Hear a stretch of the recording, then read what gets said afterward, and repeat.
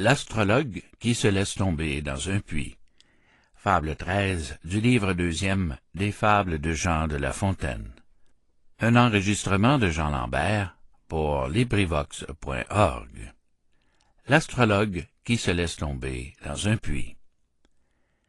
Un astrologue un jour se laissa choir au fond d'un puits.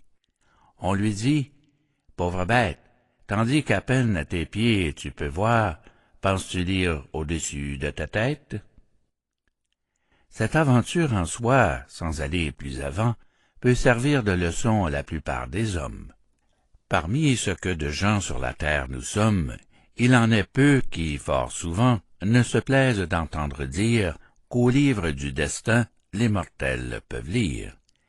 Mais ce livre, qu'Homère et les siens ont chanté, qu'est-ce que le hasard parmi l'Antiquité et parmi nous la Providence? Or, du hasard il n'est point de science. S'il en était, on aurait tort de l'appeler hasard, ni fortune, ni sort. Toute chose très incertaine. Quant aux volontés souveraines de celui qui fait tout et rien qu'avec dessein, qui les sait que lui seul? Comment lire en son sein? Aurait-il imprimé sur le front des étoiles ce que la nuit des temps enferme dans ses voiles? À quelle utilité? Pour exercer l'esprit de ceux qui, de la sphère et du globe, ont écrit? Pour nous faire éviter des maux inévitables? Nous rendre dans les biens de plaisirs incapables? Et, causant du dégoût pour ces biens prévenus, les convertir en maux devant qu'ils soient venus?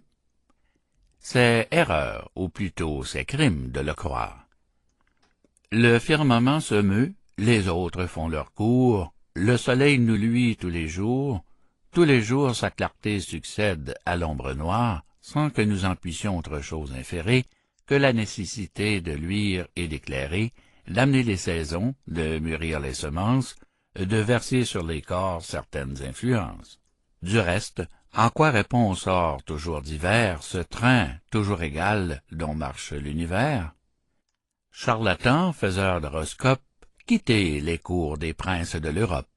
Emmenez avec vous les souffleurs tout d'un temps. Vous ne méritez pas plus de foi que ces gens. Je m'emporte un peu trop.